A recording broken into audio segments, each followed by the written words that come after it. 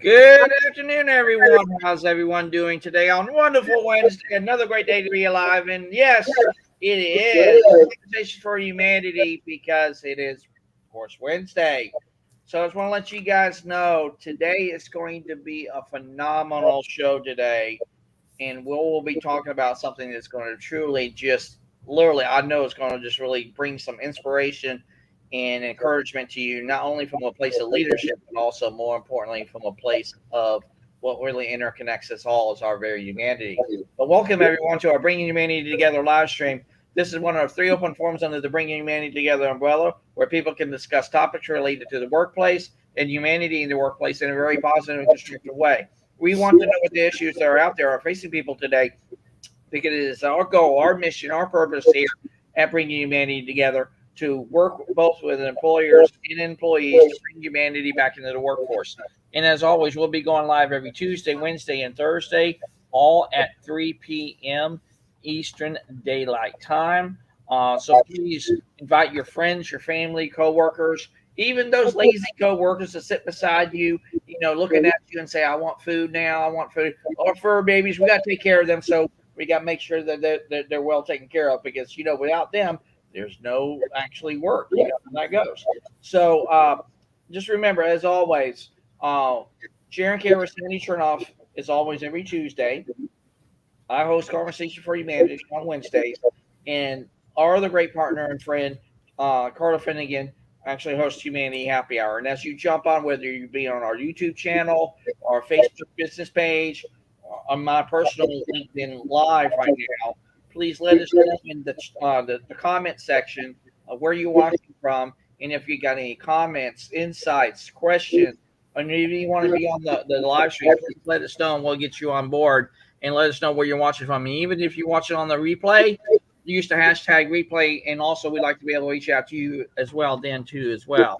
So, hello, Miss Sandy. How are you doing today? And anybody who's watching, if you have any ideas for things that you'd like us to talk about or discuss, please send those along too, because Absolutely. we're very happy to have suggestions. And we usually discuss what we're going to talk about, but if people have suggestions, we'd love to hear them. Absolutely, we do. Absolutely, we sure do. So today's live stream is going to be based on what Sandy Chernoff has yet again hit another home run on, is what the best leaders do that others don't. And I actually had a great and engaging conversation on Clubhouse earlier today, and it was really phenomenal how a lot of the leadership styles and a lot of the things that we do from a place of leadership is not really the same leadership that we are, or I won't say not accustomed to, but what the more that we need to have more of. I mean, the kind of things that really unites and uplifts us, and we really know our place in all that, especially from a place of leadership, when we all know that leadership is a position to a certain degree, but we know that position comes with a lot of great opportunities to not only grow, but also thrive in that setting of a place of a leader, that you also create that environment that will create that better result, even for everyone else on the team. Because if you can do that, why not do that? Because like I said, I believe creating that better environment will create that better result. And even from a place of leadership, Sandy, we know the leader is not about himself or herself. It's really about helping and serving others. Well, that's the true role of a leader. It's not about them. And if you're going to be a good leader, as John Maxwell said, you've got to listen, then you can learn, and then you can lead. And the more you know about your people, the better you are going to be able to help them fulfill their potential. And when people have the opportunity to fulfill their potential, their self-esteem rises, their confidence rises, which means that they're going to work better. And also they're going to be happier. And when people are happy, they're more creative, they're more efficient, they're more productive, and everybody wins. So the team wins, the organization wins, and the individual wins. And, just by being there, the leader wins. So, It is it's true. just a matter of looking at the big picture. And when a leader is committed to creating an internal culture that is respectful, supportive, encouraging, and acknowledging, and when they demonstrate those qualities, then they have a far better chance of having a productive, high performance team that's going to be able to accomplish whatever they're trying to accomplish. And the organization will thrive and the people will thrive. And when people are happy and engaged, you don't need to worry about customer service, because if they're proud of where they work, they want the people that come in to be happy and to want to keep coming back. And so they're going to be nice to them. They're going to support them. They're going to help them. And you won't need to worry about it because they're very happy with where they work. And the other side of the coin is, if that's not true, and if people are not comfortable and they're not happy, and people come into your establishment, they feel, uncomfortable because it's not a pleasant place to be. And that's not helpful to the longevity of your business. So the more you can help your people to fulfill their potential and to be able to do things that they might want to do, like offering them training into, supporting the skills they already have and upgrading them, or learning some new ones so that they can have some other responsibilities which will keep them engaged and challenged, then you have a far better chance of reducing greatly any turnover. And of course, turnover is very expensive. And in addition, when people are happy, they tend to be sick less often because happiness enhances your immune system.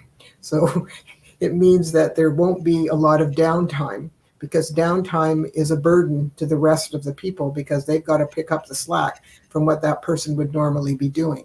So, it's a cycle that can either go positively or negatively, and it totally depends on the leader. And again, it's not about the person who's the leader. That's not what this is about. This is about them helping the people that they work with. And the more they can support them and encourage them and, be kind to them, then you have a far better chance that they're going to stick around and that they're going to do their job well. And that means the team wins, the person wins, and in the end, the leader wins too. So it's just a matter of how are you running your business? And again, just because somebody has a great idea for a business, it doesn't mean that business will be successful, because if they don't know how to be a boss and they don't know how to hire people and they don't know how to keep people, they're going to struggle. And it's one of the reasons why so many small businesses fail, because the person who had the idea doesn't know how to run a business, doesn't know how to deal with people. And, there are some people who are naturally good at this. They just are. And that's just their nature. But lots of people are not. And if they're not, they need to get some help. They need to get a coach, or they need to go to some classes to learn how to be a better leader so that they can save their business and make it long lasting and financially successful. And if they are supportive to their people and encouraging and kind and empathetic, they're going to keep their people, and their people will do well. So in the end, they're going to do well. And again, this is not rocket science. This is humanity. I mean, that's essentially what it is. It's being human. And humans respond more to encouragement and to empathy and to support and to the things that make them feel valued. And if they feel valued in your organization, then they're going to stay there. The people in an organization is sort of like a jigsaw puzzle. Everybody needs to know how they fit in, and, which piece are you and where do you go, and, this kind of thing. It's kind of funny, but in a way it's true. And if the person knows how they fit in and understands what their role is clearly, then again, you have a far better chance that they're going to be engaged and they're going to stick around because they know how they fit in. They know what they're supposed to be doing. And if you thank them and acknowledge their contributions, they're going to be happy. So it's, there's been, and we've talked about this before, there have been some studies done in the United States. And what they've discovered is 60 to 70% of the population hate their jobs. And because most adults spend the majority of their life in a job, it means that most of those people hate their life because they're not happy at work. And a lot of people get stuck because they have bills to pay and family to support and this kind of thing. And so they're a bit nervous about leaving a job if they don't have another one. And depending on what you do, there might not be a lot of jobs available. And so, they stay stuck. But it's just a matter of stepping back and going, I don't like this, I'm not very happy, I'm stressed out, and I'm getting sick, and all these kinds of things. It's not worth it. Life is too short. You should enjoy your work. You should have fun at work. Work is really great if you work with people and you all have fun with each other. Then it's kind of a cool job, and you look forward to going to the office or going wherever it is to be with the people that are nice to you and you're nice to them, and everybody supports each other and helps each other. And if we do that, boy, we got a great team. And that's what teamwork is all about. It's about helping each other and working together and collaborating. And if you have a team that performs in that way, you're going to have a high performance team that can do anything that you need done. It's just, again, it just is a matter of how they work together. And they also need to listen to each other so they understand one another and know, what somebody wants or somebody needs or what somebody's looking for, if they want to do something else. And that's another reason why cross-training in an organization can be really helpful. It might not be my job, but if somebody showed me how to do it and you're not there or you need a hand, then I can help you and I can be really helpful because somebody showed me how to do it. Again, this isn't rocket science. It's a matter of giving people the opportunity to do some different things. Because, when you're a robot, it's a little boring. You always have to do the same thing the same way every day. It's boring. But if you can do some different things and help other people and, so on and so forth, it makes it interesting. It makes it fun. And people appreciate you if you lend a hand. I mean, they really do. And then if, at some point, if you needed help, they'll be very happy to help you because you helped them. So, it's all good. Yeah, again, it's not a self-image issue. It's a matter of just being a good person. And it's not that hard to be a good person. Yep. But that's really what it boils down to. And you know who said that now, don't you? This one? Yeah. Is this Graham? No. Oh, that's Brian. That is Brian. Brian, join us, please, sir. You're absolutely right. You're spot on with that. I always like Brian here because although I don't always agree with him, he always comes up with some very interesting perspectives on things. And I think it's really important to listen to other people's perspectives. And I value him for that. And I always look forward to what he has to say about things because it is a very different perspective from mine. And I like that. I learn from him. So it's good. You've got to keep learning, Chris.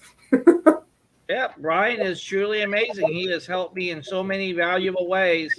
I'm just so thankful that not only have I learned from him, but I got to know him on that deep, meaningful human level, just like with you, Carla, Sarah, Stephen, Lisa, Anno. I mean, there's just so many people. Like I said, I can't join today, can participate for a little bit. All right. Is that Brian? Yeah. Brian's probably multitasking. He's doing stuff for work. He's listening in and that kind of thing. But yeah, no problem, Brian. If you can do that, that'd be great to share your thoughts and insights today. Sure. But yeah, like I said, I had a great engaging conversation on Clubhouse earlier today, and the sentiment was that leadership is really, to a certain extent, I won't say outdated, but it needs a better approach, a new way of, and I put it in this context. It's almost like a state of being. Mm-hmm. And for me, at least, a state of being makes you much more aware of what's around you, much more understood and everything like that. But again, since we love John C. Maxwell so much as we do, here's the thing that I just saw on YouTube just a second ago while you were talking, Miss Sandy. And this is coming from the Minute with Maxwell series. Uh, And I just want to let John C. Maxwell take this. And it's a little bit over a minute long, but okay. I think it's going to really just add so much needed value to everybody. So here's John C. Maxwell, this Maxwell Minute about leadership starts with relationships. Absolutely. Hi, John Maxwell here. Welcome to Minute with Maxwell. The word today is relationships. I teach that leadership is influence, nothing more, nothing less. That being true, when people come to me and they say, John, how can I increase my influence with others? I share with them, relate well to them. You see, people won't really go along with you if they can't get along with you. And what I have found is that relationships are the foundation for leadership.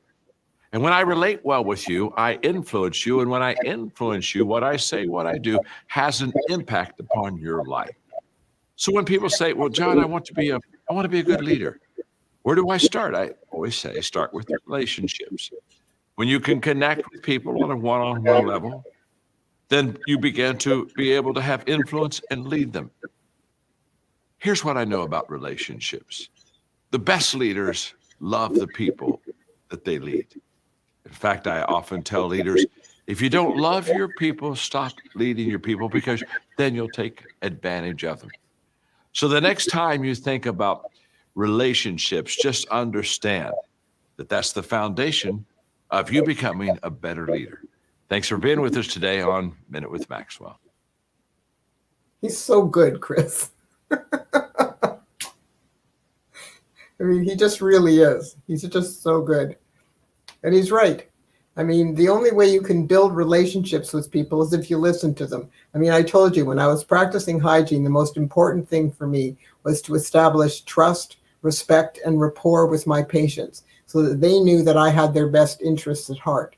Because if they knew that, and then I had a far better chance of actually getting them to do what I was teaching them, in their oral self-care and, different kinds of things. And also they would ask me after they'd been offered some different treatment protocols, which one I thought was the best, or, what would I do if I was them, kind of thing.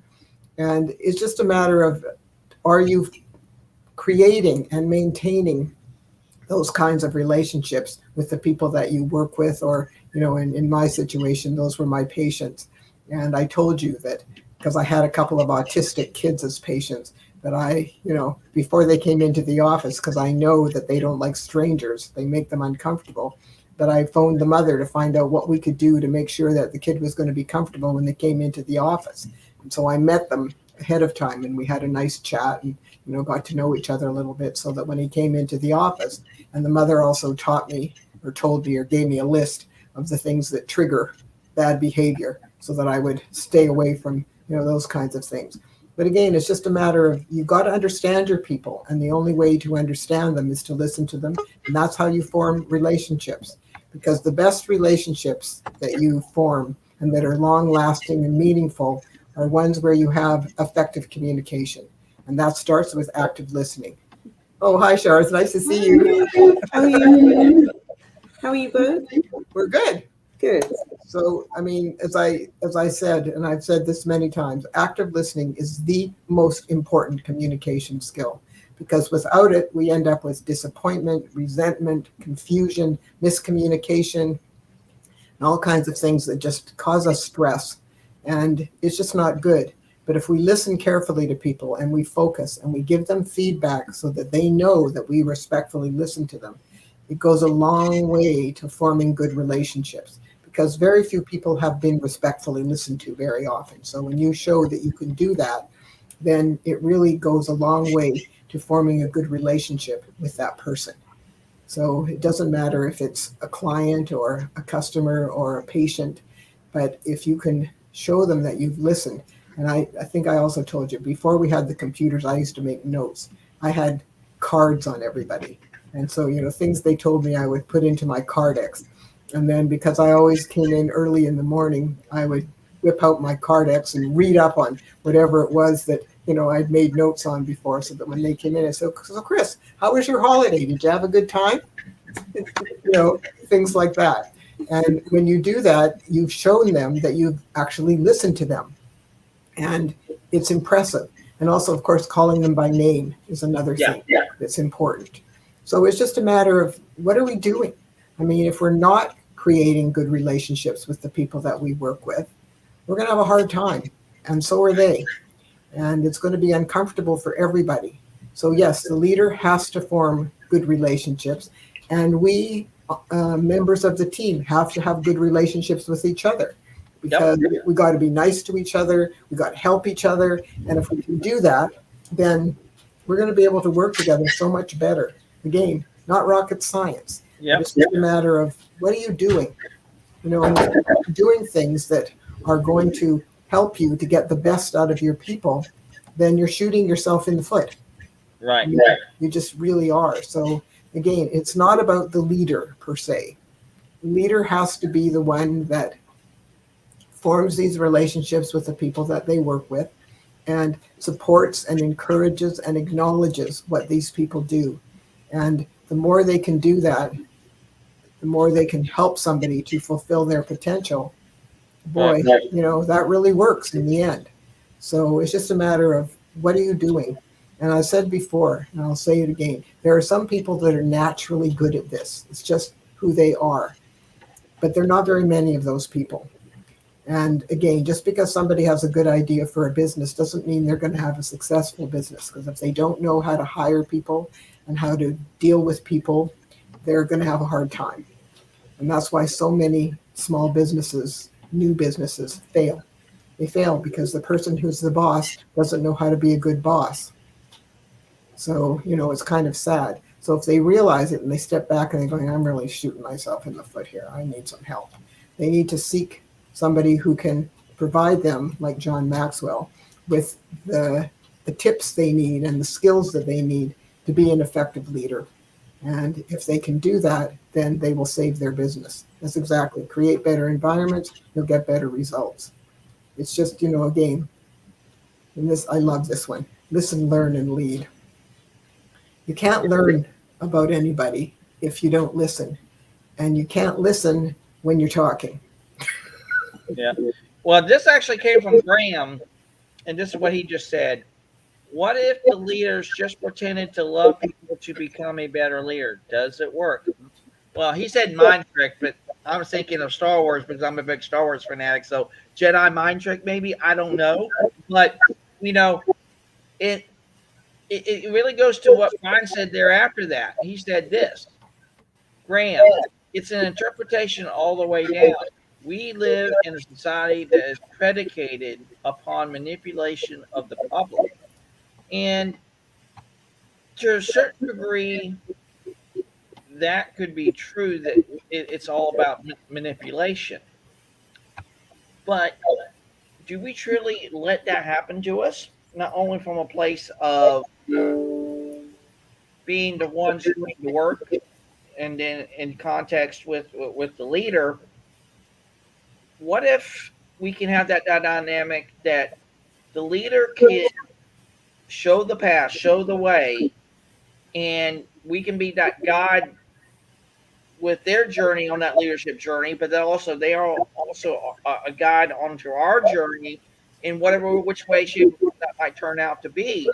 And if we're willing to let go of what we fear to lose, then there's nothing to fear and then there's nothing to lose. So the control factor, the ego factor, the manipulation factor, whatever that might be in the negative context they're in, I truly believe that can really be flipped on its head to such a degree, it will really uplift and empower people to say, hey, this is what I am going to do. This is what I am willing to put into this to such an extent. So like me and what you, Sandy, and I were saying about the intentionality of things and the commitment factor. Are we truly intentional to be committed to be that leader? And then if that's the case, then how do we transcend that leadership to such an extent that the people know what they know far better. Maybe even that leader may not have that knowledge of knowing, and saying, "Hey, you might be the captain on this ship, but you know what? I've been the navigator for here for 30 years. Let me show you the things that I know, and for you to become a better leader onto your own light." Because there's some people who have been put in places of leadership because uh, they have done whatever work that they have done, and that they've been given that said position. But see, sometimes being in that said position doesn't grant you the opportunity to say it's my way or the highway, or it's all about the processes, and this is it's got to be. I mean, I know there's got to be some structure, but it's almost like black and white. You have to be in the confines. But like I said to you ladies before, if we can create that better environment that will create better results, just let people be who they are, not only from a place of leadership, but everyone in between of that and all encompassing that. Because when you think about it in a dynamic that is a community, we're all together in it by default. It's already there. So we shouldn't get to those kind of structures that puts those obstacles in our way in such a degree that a leader can't really lead like he really or she should, or for us as partners in that dynamic to be able to do what we want to do. Because if that friction is there, it may not work. But then again, sometimes that friction must be there to a certain degree. It's just like fear. Sometimes some fear is good to keep you motivated and keep you on your toes. But see, if you get too much of it or not enough of it, it's like that balance. What's your thoughts, ladies? Yeah, I agree with you completely. In most of what you've said, in fact, of all of what you've said, there was just something that sort of resonated with me when you talked about the manipulation factor, and I think that comes from a place of willingness, because you have to have a degree of manipulation in order to reach the goal.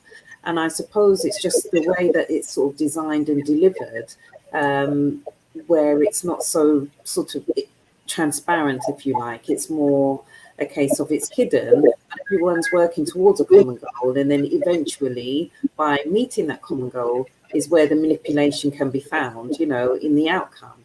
But I do feel that by bringing those elements together, it can lead to a place of authenticity as well, where people just genuinely want to get to that common goal, to that common place, in terms of what we do with what we're doing here. By having these discussions, it allows us, to have a meeting of minds in order to reach that end goal. Well, I also think, Chris, that what Graham said, where you fake to love people, not a good idea. I think you need to be true to how you feel. You need to be authentic. You need to be real. Because if you're faking things, I think they'll figure it out in time. I think it's not a good way to go. Don't fake it. Really like your people. Be empathetic to your people. Support your people. Thank your people. And if you do those things, they're going to be happy. You're going to be comfortable. You're going to build a better relationship with them, which in the end means that you're going to get the most out of them. But I don't think we should be faking things. I don't think that's really a good idea, because I think people can figure that out eventually. If you're not authentic and you're not real, it's not a good idea. Well, I agree to the extent about the fake it till you make it kind of ideal, because if we're faking it and we're just going to get by for so long, it's just like anything else. It's going to come back and bite you in the butt at some point. It's going to come and get you. It's going to be there. But people will smell that out, like you said, Sandy, quick. And they will get into it and say, hey, wait a minute. You said one thing today, but 6 months ago, it was something totally different. Why the change? Why did you do what you do? And see, that's the one thing that I recognized in how I'm building this out not only from a community standpoint, but also from an organizational structure standpoint, in saying, hey, I recognize the fact that I know I'm the visionary guy to all this. I'm the coalition builder. This is what I've been gifted to do. But even from a leadership point of view, I can be able to have the wherewithal in doing the right thing because I know it's the right thing to do because I can't go wrong with right. And saying, hey, I don't have all the answers to this.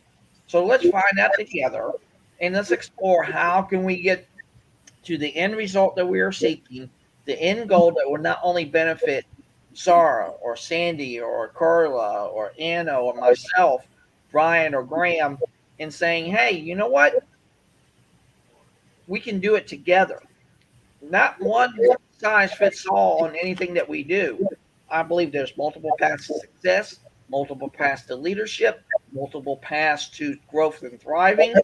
And if we can let that happen and occur, then I truly believe there's something that we cannot achieve or do and everything like that.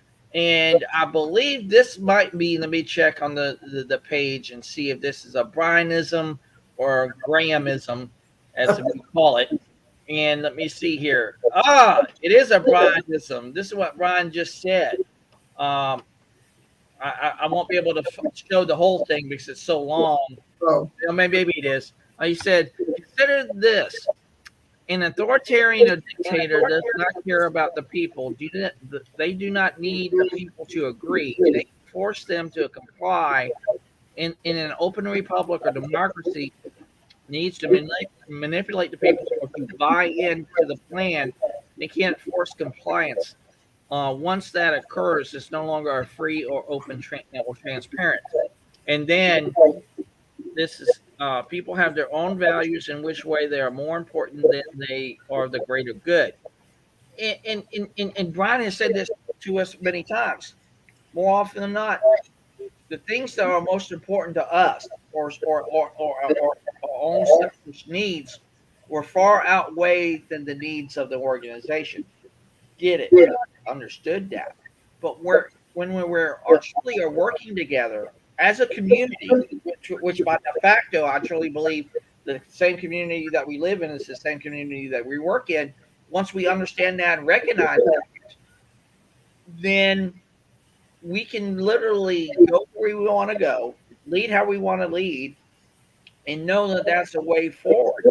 And I want to get your ladies' take on what Brian just said there. What's your thoughts on that, Salar? There was quite a bit of it, and I didn't get to read all of it. But I do. Can you put it up again? Yeah. yes. Yeah, I mean, I agree with that. You know, authoritarian isn't, or a dictator is not going to care much about the people, etc. They're just going to care very much about the results.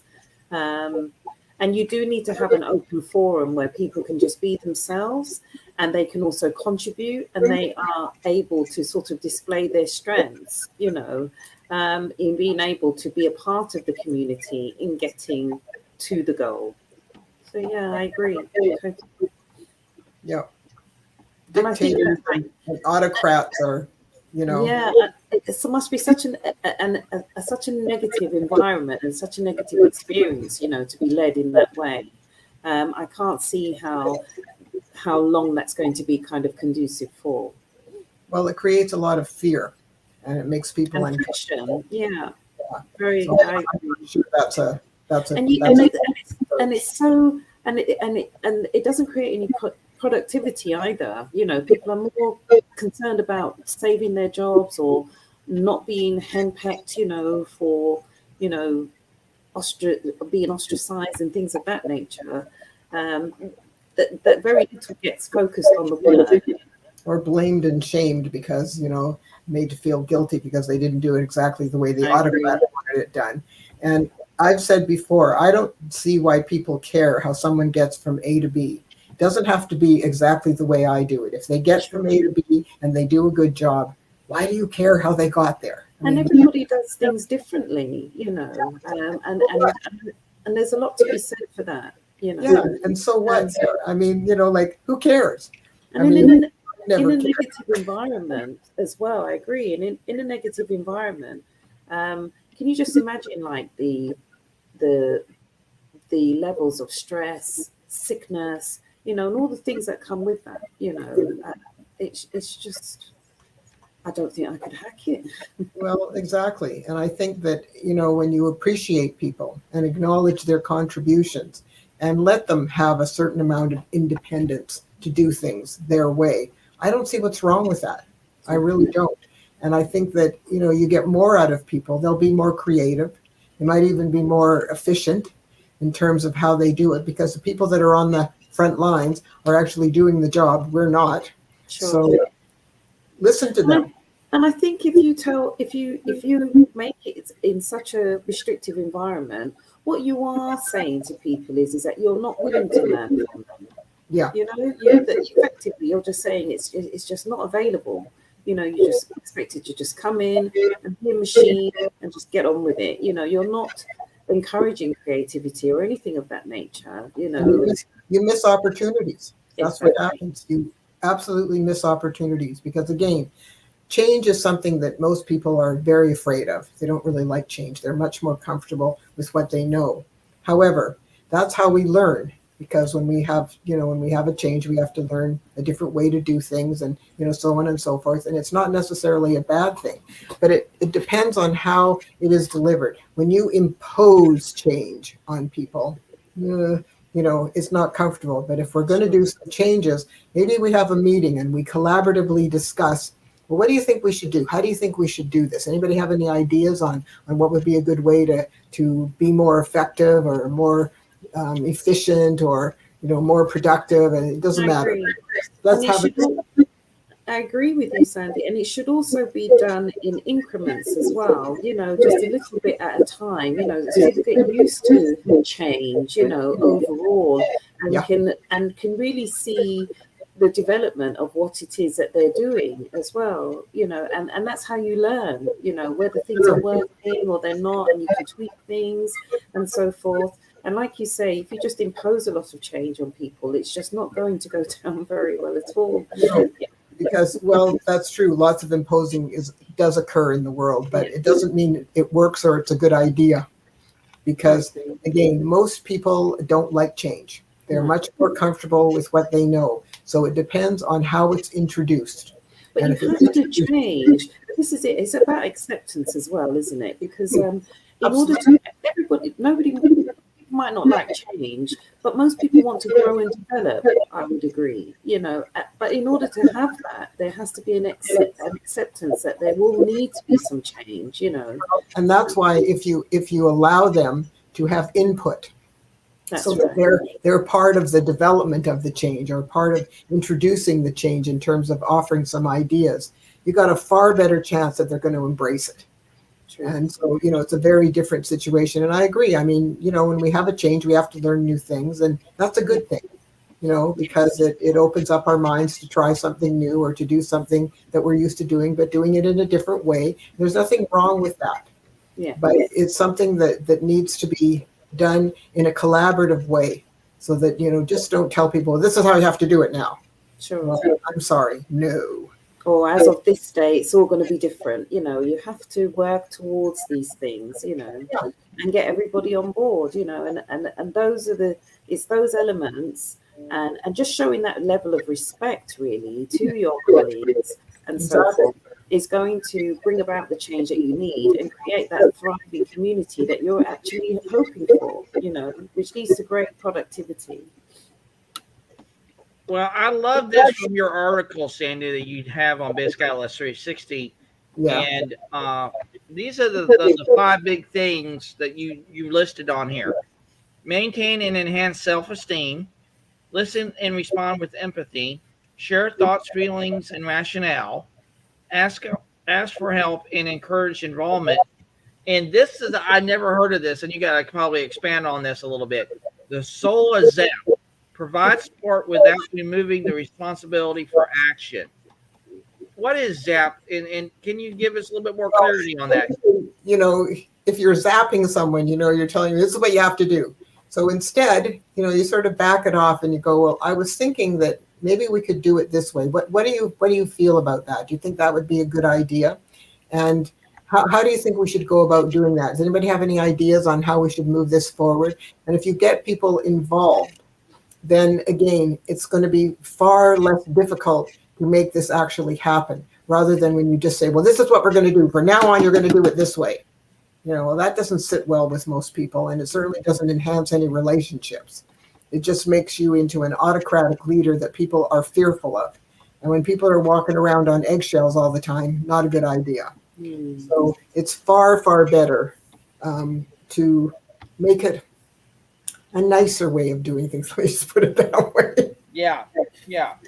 And if you're nicer, then, again, people will be more open to what you're trying to say. And especially when you invite some input from them, because they may have some ideas too. And if you don't allow them to share some of their ideas, again, you might miss opportunities that would be really beneficial to your organization. So allow them to have some input. It doesn't hurt. You may not agree with it, and other people may not agree with it either, but allow them to voice their opinions. Yeah. And See what we all truly believe here, bringing humanity together, is not only can we go back to that great John C. Maxwell quote yet again, not only can we be better listeners, but we can be better learners to become better leaders. And I truly believe as well, ladies, and we all do, that not only can we lead with our humanity every day in every way, but we can let others express their humanity in their own unique way. Because, see, that's what makes humanity so unique, I dare say by design, is that we can come together as a collective for the common good, common goal, common purpose, whether it be in an organizational setting or a community setting. Either way, the very one and the same to a certain respect. But we can allow ourselves to say, hey, I have this idea. Sandy, let me bounce this off of you. Or Sarah, let me bounce this off of you. And we can come together and say, hey, let's have the best idea win out today. So if that means it's Chris's idea today, then great, let it be for Chris. But if not, at least it can go to, let's say, Sandy or Carla or Sarah or Anna or whoever else that might be, and we can be able to say, you know what? They had the best idea, but we're going to support that no matter what, because we believe in the mission, we believe in the cause. And that might be even a day that comes around to me today that, hey, I might be a leader. It's like what you've said so many times, Sandy, especially when it comes into a leadership meeting. You're in a meeting, the leadership dynamic changes in that very meeting itself and everything.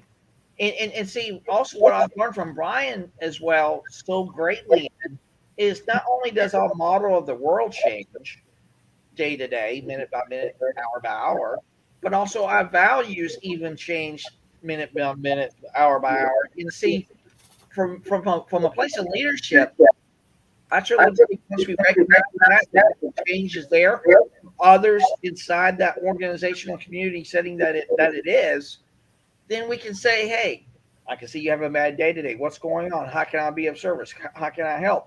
And see, by getting to them on and meeting them at their level, and like I said before on many calls, meeting them where they are. And if you can meet them where they are, they're not expected to come to you every single time. By sharing that empathy factor with them and sharing that true open door opportunity, you're inviting, again, that opportunity to be there for them. And it's like, again, what I've learned from Brian too as well. No matter if it's a conversation or an opportunity that comes before everybody, but what you can do within that conversation is three things. And I learned this very well from him. Number one, we can seek to understand what's before us at that given time, not only from a leadership dynamic, but also from a partnership dynamic. But then number two, we can buy into what's happening at that given time or that given moment and literally take it for what it is and say, I'm going to go run with this. I love this. We'll go forward with it. Great. But then on the third point of that is I don't have to buy into what's happening at any given moment, at any given time. I don't have to buy into it all. Say, okay, fine, I get it. Good. But you know what? I can be respectful on all 3 points of the conversation or the opportunity because I'm allowing it to occur that way. But then what I've learned from Brian too as well, if I let that naturally occur for what it's there and don't try to manipulate or add to it or subtract to it or whatever, but just leave it be, there can be even a point of transformation that comes from that And transformation is something totally different from what was once before. So that transformational change is there if you're allowed to occur.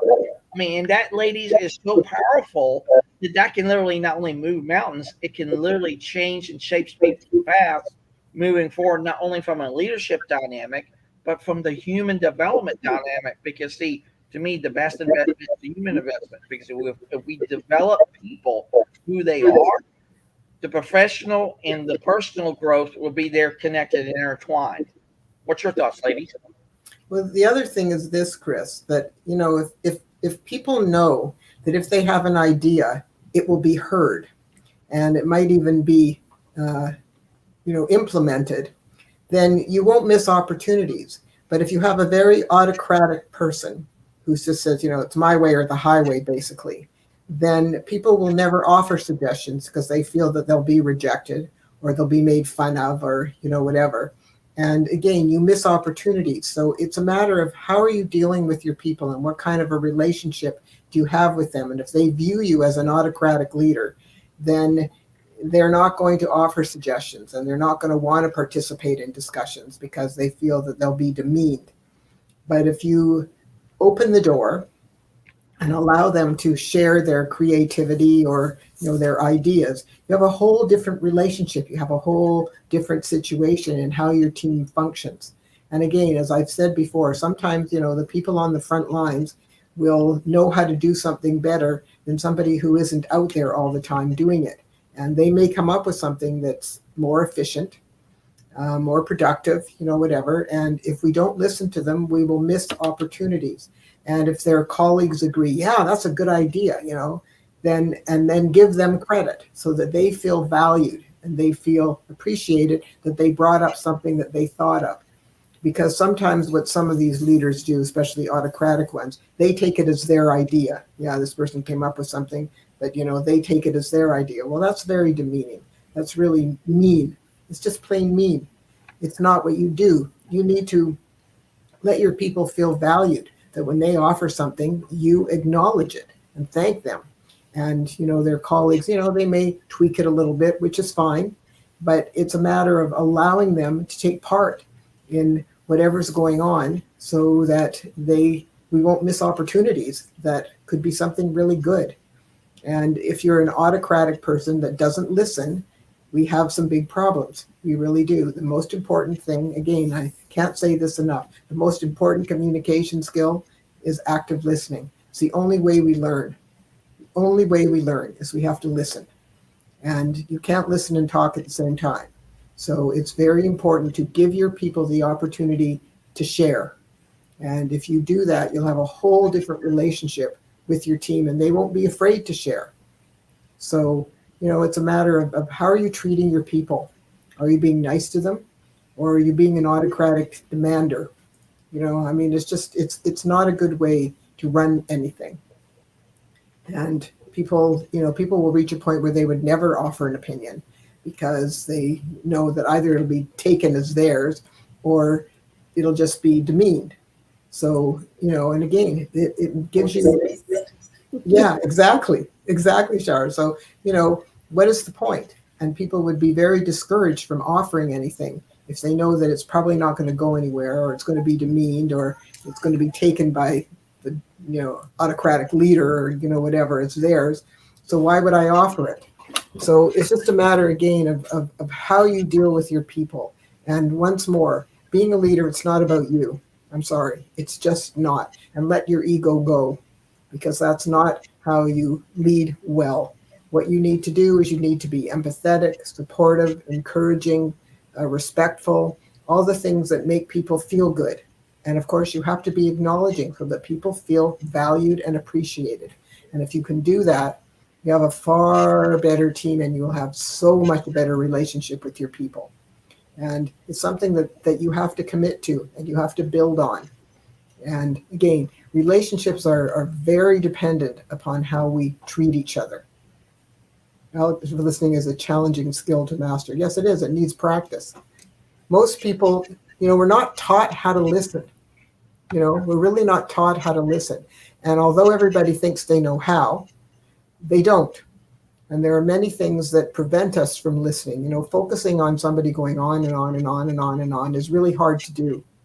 And again, because we're not mind readers, we don't know what's going on in other people's heads. And if they're not feeling well, or they're tired, or they have another problem of their own, all those things are going to supersede anything you're saying to them. So they're not going to hear you.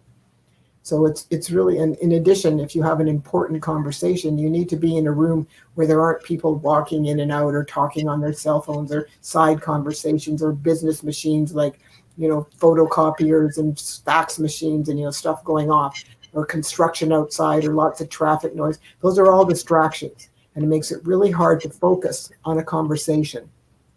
So if you have an important conversation, you need to find a place that's quiet, so that you can, you know, really have a good exchange. Even if it's a small group, it doesn't matter. Go into a room where you can close the door and you can actually have a meaningful conversation, because otherwise it's very difficult. And again, you know, we're not mind readers. I often start my active listening workshops by looking around the room and I say, okay, do we have any mind readers in the room? Because if we do, you guys can leave now.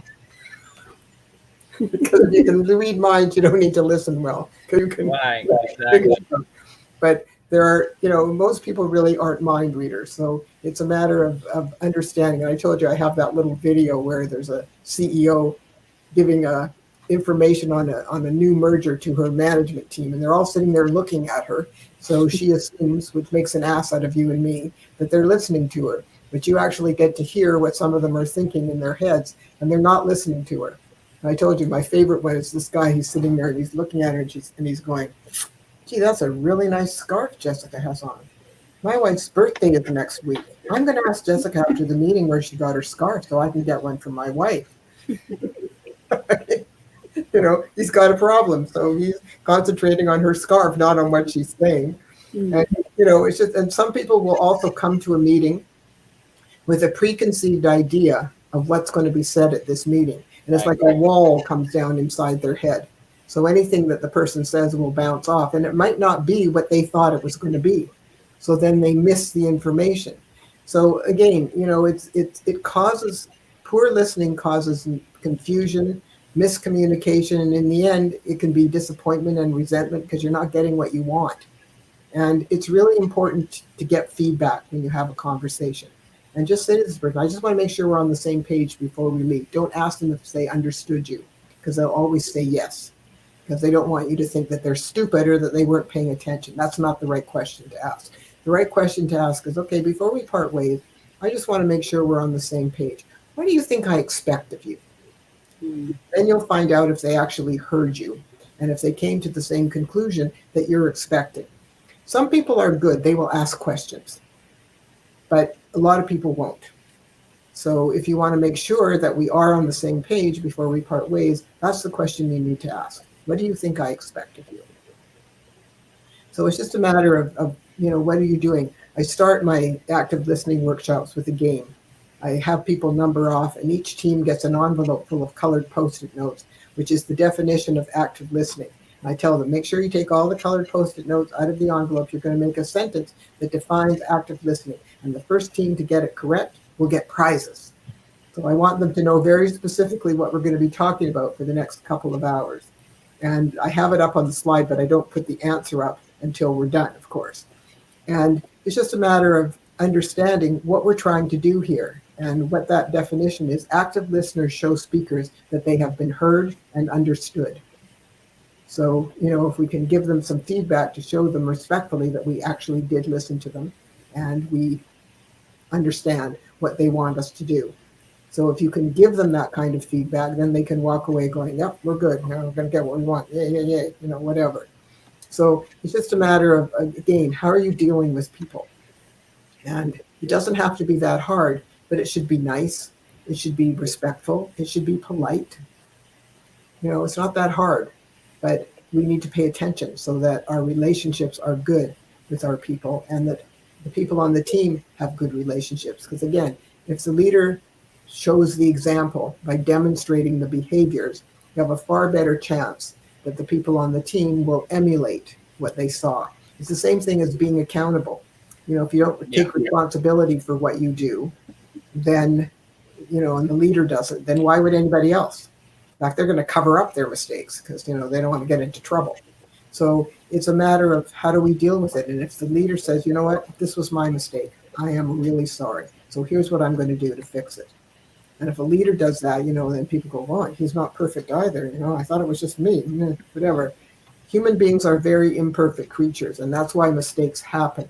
But mistakes are opportunities to learn. And it's a matter of stepping back and not dwelling on the mistake, but stepping back and going, okay, got an outcome I'm not too happy with. What can I do to fix it?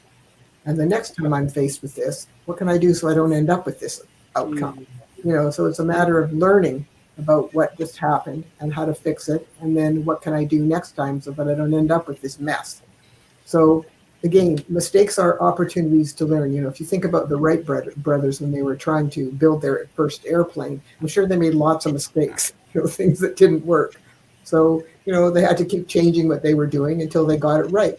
But that's how we learn. We learn by doing things. And, you know, sometimes we don't do them right the first time or the second time or the third time, but we keep trying. And that's the end. Because the other thing I tell people is this: the only thing we have control over in our life is our attitude. And people who have a positive attitude, and, you know, even if they have some kind of challenge or some kind of issue and they step back, they will be a better problem solver. People who are negative, you know, they'll never fix it. They'll just dwell in it. And I say there's two kinds of people. There's the splatters who, you know, when something goes wrong, they fall down and they splat on a rock and they stick there and they're done. And then you have your bouncers, and your bouncers go down and then they bounce back up, and they're going to try, you know, some different things. So, you know, who are you? Are you a splatter or are you a bouncer? And it's a matter of looking at what are the outcomes. And, you know, people who are positive are going to be bouncers because they're going to fix it. And the splatters are the negative people that just, you know, dwell in the mess. And it's sad that, you know, but again, that's the only thing you have control over. You wake up in the morning and you go, today's going to be a great day. It'll be a great day because no matter what comes up, you're going to be able to deal with it.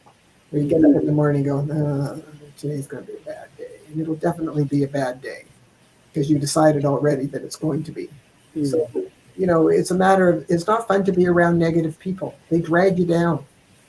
It's kind of depressing to be around. I don't have a lot of patience for negativity because I don't see the point of it. Mistakes and obstacles and challenges, we're going to have them all the time. I mean, that's life. Nobody's life is a long, straight, smooth road. It doesn't work that way. There are curves, there are boulders, there are washouts, there are, you know, and we have to find ways to fix it. And if we don't have a positive attitude and are prepared to step back and do some problem solving, we're going to have a pretty unhappy life. I mean, it's not fun. So it's a matter of stepping back and going, okay, well, looks like we have a little problem here. What can I do? And if you can't come up with the answer, get some help. And there's nothing wrong with asking for help. Absolutely nothing wrong. So it's just a matter of what is your attitude? You know, how do you face your life? How do you face your job? And how do you deal with other people who screw up? Yeah. You know, I mean, there's no point in finger pointing and blaming. You know, that doesn't work. I mean, for example, if something goes wrong, you say, yeah, well, that was Charlotte's fault. Really? You know, well, that's blaming. But if something went wrong, you go, you know what? The internet crashed, or you know, something crashed. Well, that's an excuse, but it's beyond your control. You know, just like Facebook went down the other day. So yeah. So, but it's a matter of that's an excuse, but it's not blaming somebody. I couldn't get this finished because, you know, the internet crashed, or, you know, whatever happened. The server crashed. Yeah. So when we get that back up, I will get back on it and I will finish it. But to blame somebody else, I mean, I'm sorry. There's no point in that. And why would you do that? I agree. And to add to that as well, Sandy, I think that in that situation, if something doesn't work, or if somebody hasn't been able to produce something, and it's part of a team, then it's a collective, you know, that it hasn't worked for, you know, rather than it being the onus on one person, you know, one individual. Yeah, I agree. It's just, you know, again, it's a matter of how are you dealing with things and how are you dealing with the people. And, you know, people who finger point and blame and yell at people and, you know, stuff like that. I'm sorry. not a good way to deal with things. And you just make people uncomfortable, especially if you do it in front of others. You know, because then everybody's walking around on eggshells wondering when they're going to get yelled at, like that guy I worked for. I mean, that's what it was like, Chris. You know, he yelled at people all day long, every day. And, you know, the receptionist, literally, she was in tears 2 or 3 times a day. And I told you, he turned over his dental assistant about every 3 months. And patients were uncomfortable because they're lying in the chair and he's yelling, "You stupid idiot, why didn't you give me that? And you know I need that." You know, like this kind of, I'm sorry, you don't talk to people like that. It's just completely inappropriate. Yes, when you're doing four-handed dentistry, they're supposed to anticipate what you need. But, you know, if they're not used to you or they're not used to the procedure, they may not know. So there's no point in yelling at them. And of course, you make the patient, who's probably nervous, totally uncomfortable. And so, you know, there's no point in that. It sets a very bad tone in the office. And that's why so many people left. I mean, I think I told you the very first staff meeting we had, he says, "Okay, I want you to picture every new patient who comes into this office carrying 2 suitcases full of cash." So I'm sitting beside the other hygienist, and Colleen looks at me and she goes, "I'm out of here." That's not a very good approach, is it? We never, ever had, you know, that sort of attitude about patients when my dad was running the practice or my brother and my dad's partner were running. We never, ever had that kind of approach to things. No. I mean, I'm sorry, that's not how you look at people. You're here to help them. If they need something done, okay, we'll explain what they need done, and then they can decide with a couple of options what they could choose and what they can afford. You know, passive listening is when people sit there and look at you, but you don't actually know that they're, you know, they might not be listening, they just look like they're listening. You know, that's not helpful. That's not accurate. And that's what I said. Unfortunately, we're not taught to listen. It's not something that's usually taught. And everybody thinks they know how, but the truth It's a learning is, skill, isn't it? It's something you develop, over it's time. something that you need to practice so that you get good at it. I have one slide, Jar, that says roadblocks to listening, and it's things that people do. They interrupt and they offer advice and they ask advice questions and you know, all this kind of stuff.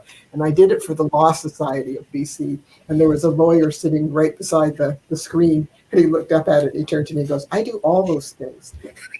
And I said, "Well, maybe you should try and eliminate them one at a time." Right.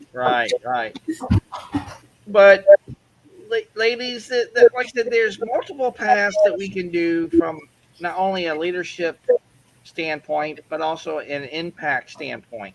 Mhm. When we truly, like I said, go to where they are and find out what they truly are wanting to do, if it's in alignment to their passions, their purpose, their missions, all that kind of stuff. And yeah, I understand Brian's kind of point. There's some people who are just paycheck, go in, and do what needs to be done. I get that. I recognize that. But you know, humanity to me, it's on a purpose to really truly evolve into something so much larger than ourselves. Mhm. And if we just let that naturally occur for what it is, and, you know, there's going to be some people who say, "No, you can't do that. We've been doing this way for thousands of years." Well, maybe that's true. I understand that. But what if, and I always preface it this way, what if there's a new possibility in achieving what we wanted to achieve? What if there's a new way to lead? What if there's a new way to impact? What if? And I truly believe in that. Um, is it the opposite inferential listening, passive as listening for the person without bringing our stuff in the conversation? Again, I learned this from Brian too as well. If we just take a conversation and just take it for what it is, don't put more into it than what's there, take out of it more than what's not there. Just take it for what it is. I mean, that's a beautiful thing. Absolutely. But some people aren't good at it, Chris. They're just not. You know, and when you do a lot of interrupting when someone's trying to tell you something, sometimes in the end, they forget what they're trying to tell you because you've interrupted them so many times, they've lost their trend of thought. Yeah. And it's opportunity. Yeah, well, and it's rude, Chara. You know, it's really rude. So, you know, it's a matter of what are you doing? And if you are actually respectfully listening to someone, that means you shut up and you listen. And then when they're done, you can say to them, okay, well, it sounds like you're really upset about this. Tell me some more.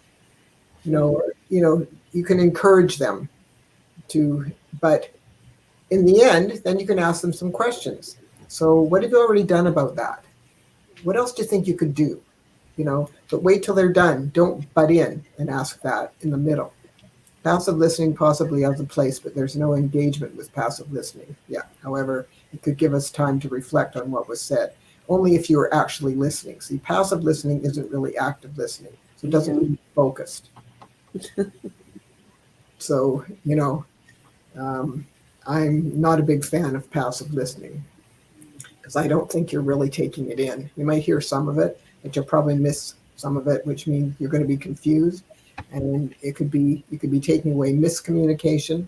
So active listening is different. It's when you're focused and you're really paying attention to what the person is saying to you so that you can give them some concrete feedback. Graham Thorpe, suppose listening empowers speaking. I'm not so sure. Well, this is what Graham said. And this is what Brian said back to Graham. Oh. Okay. All right. It's a matter of, you can't speak and listen at the same time. So you have to wait your turn to speak if somebody's talking to you. And it's just, it's two very different things. And this is another thing that I say.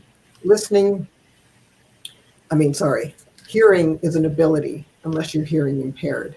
Listening is an art. It's a whole different kind of thing than hearing.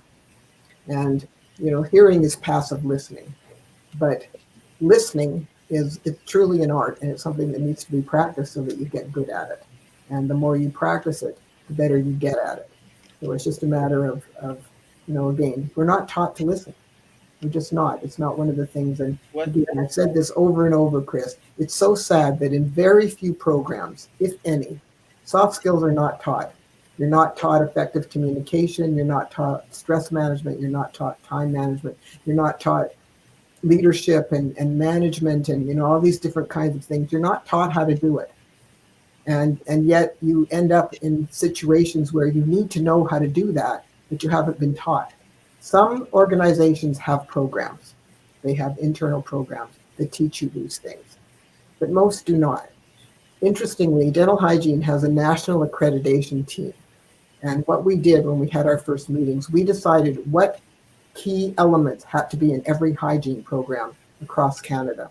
And one of the key elements was effective communication. Because in order to be effective with your patients, you have to do this. You have to listen and you have to learn. And if you can't do that, you can't establish trust, respect, and rapport with your patients, and then they won't listen to you.